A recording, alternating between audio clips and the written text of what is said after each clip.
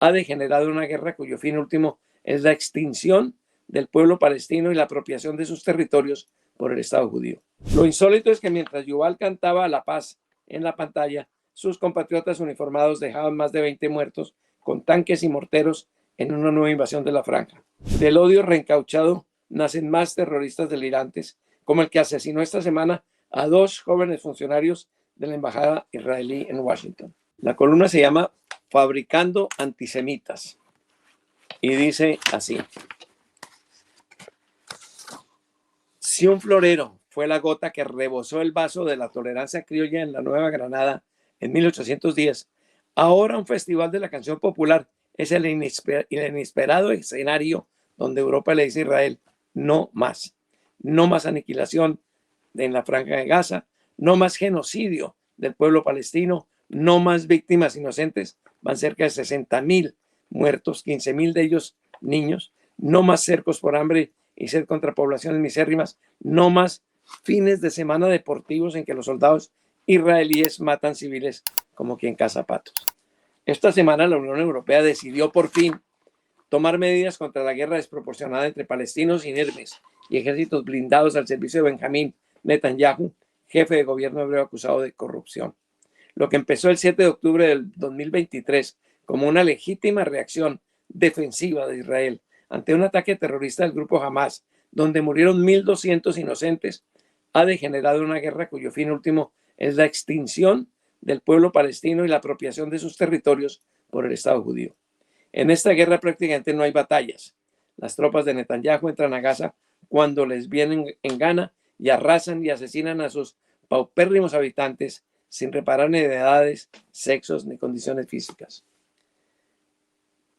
Hace 9 días estalló la más reciente confrontación, esta vez sin plomo. La cantante israelí Yuval Rafael, sobreviviente de la masacre de octubre, estuvo a punto de ganar el Festival de Eurovisión, popularísimo certamen continental. Su éxito, sin embargo, fue fruto de manipulaciones y trampas, según afirman varios participantes, sobre todo España. Lo insólito es que mientras Yuval cantaba la paz en la pantalla, sus compatriotas uniformados dejaban más de 20 muertos con tanques y morteros en una nueva invasión de la franja. Al mismo tiempo, miles de soldados impedían la llegada de víveres a los hambrientos ciudadanos arracimados alrededor de los pocos camiones cuyo paso autorizó Israel. Del odio reencauchado nacen más terroristas delirantes, como el que asesinó esta semana a 2 jóvenes funcionarios de la embajada israelí en Washington. Escenas devastadoras mostraban al mundo heridos tendidos entre destrozos, niños que raspan ollas vacías y cadáveres sin enterrar. El gobierno invasor no estaba preparado para municiones de grueso calibre psicológico que intensiaron de indignación a la opinión pública. España, constante y valiente líder contra la matonería de Netanyahu, como también lo ha sido Gustavo Petro en América, reunió por fin un grupo de aliados dispuestos a enfrentar al impune régimen de Tel Aviv. Como resultado, varios países suspenderán la venta de armas y municiones a los agresores.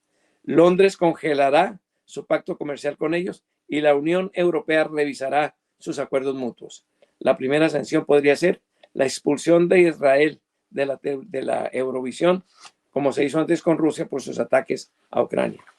Es sabido que el presidente de Estados Unidos autoriza los desmanes, celebra las desobediencias o los mandatos de la ONU y se corta indiferente las uñas de los pies mientras Netanyahu viola los derechos humanos.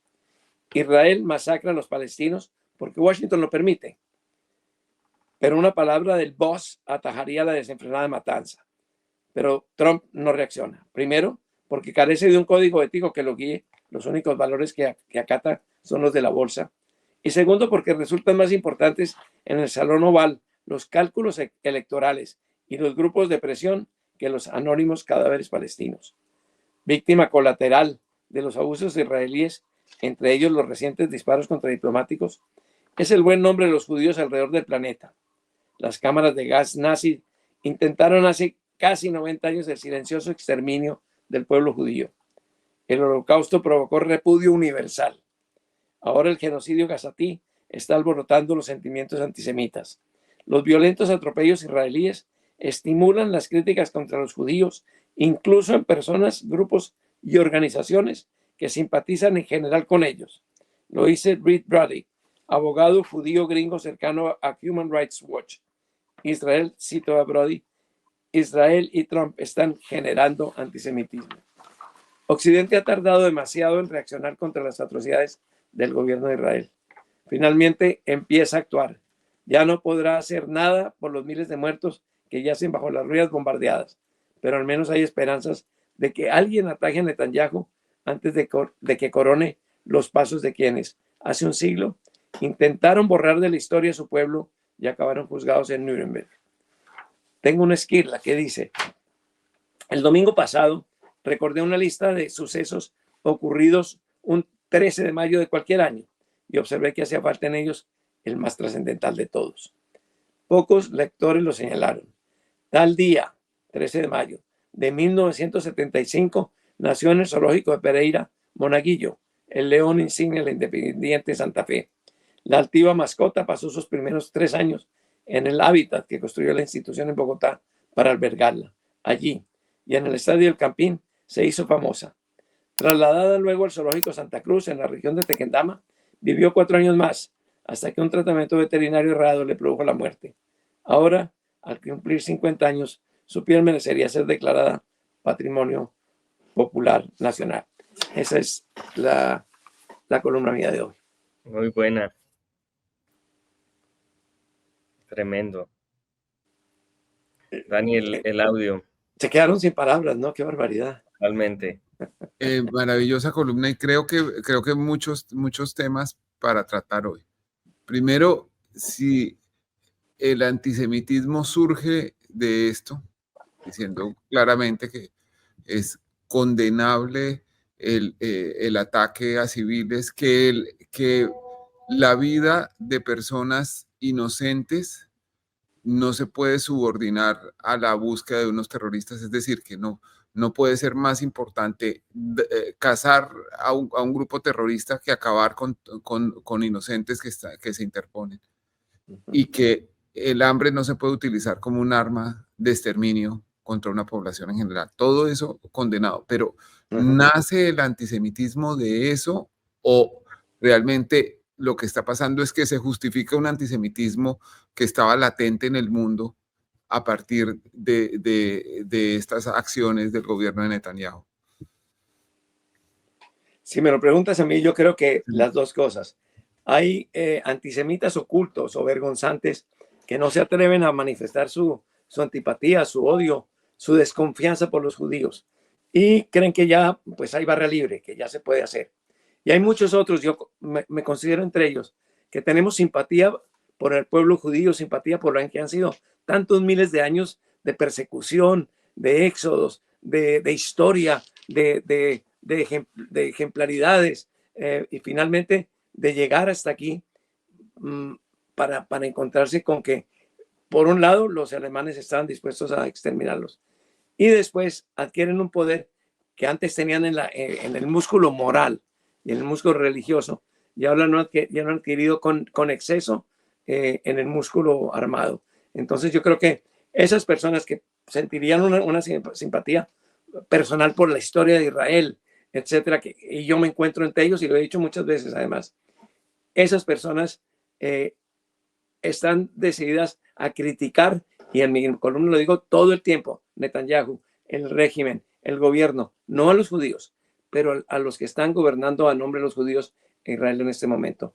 Esos son los que están realmente fomentando el antisemitismo. En algunos casos porque el antisemitismo está allí, y en otros porque gente que no es antisemita, como es el caso mío y de miles de personas, se siente obligada a criticar y a criticar en los términos más duros lo que ha sido la actuación de Israel contra los gazatíes y contra los palestinos, que ha sido una nueva hecatombe, un nuevo genocidio. Es a veces difícil establecer ante el ciudadano promedio del mundo la diferencia entre el gobierno de Netanyahu y los judíos del mundo. Los judíos no tienen intervención en esa decisión, no votan en las elecciones de Israel, solo los israelíes tienen derecho a votar, no eligen a las personas que están, y de alguna manera se ha vuelto común que el dedo señalador del mundo y a veces la agresión se oriente contra los judíos, haciéndolos responsables de lo que está pasando. ¿Qué hacer frente a eso? Que hay mucho silencio. ¿Quién quiere hablar? No, pues hacer ¿Qué lo que estás hacer? haciendo, ¿no? Esa diferenciación y la condena absoluta a esa violación infame de los derechos humanos que está promoviendo o cometiendo Netanyahu, ¿no? Sí. ¿O qué dices tú, Anita? No, yo creo que el antisemitismo es un sentimiento que está regado por el mundo y que muchas personas están encontrando ahora una justificación para poder ser flagrantemente antisemitas. Y creo que hay muchos de ellos en el gobierno, empezando por el presidente. Pero creo también que ese es un tema que no debe nunca tratarse sin pues tratar el genocidio que ocurre en Gaza, es que han matado a 60.000 personas. Entonces, si uno ve la comparación entre los cubrimientos de, por ejemplo, las 2 personas que mataron en la embajada, saliendo de la embajada en Washington, 2 funcionarios israelíes, pues es un cubrimiento que es digno de lo que ocurrió, del horror que ocurrió, que es un crimen de odio, pero no pasa lo mismo con las 60.000 personas que están muriendo en Gaza, que están siendo asesinadas por Netanyahu. No pasa lo mismo con la hambruna a la que están siendo sometidas esas poblaciones. Yo creo que ha habido un esfuerzo grande de censura, especialmente en Estados Unidos, para que no se hable de esos temas y para que se asemejen las cosas. Es decir, el antisemitismo es repudiable, el antisemitismo hay que erradicarlo y no hay que coger esta ni ninguna otra oportunidad para justificarlo, pero hay que dar igual despliegue también a otro horror mucho más grave que está ocurriendo en el mundo, que Sí. es el genocidio en Gaza.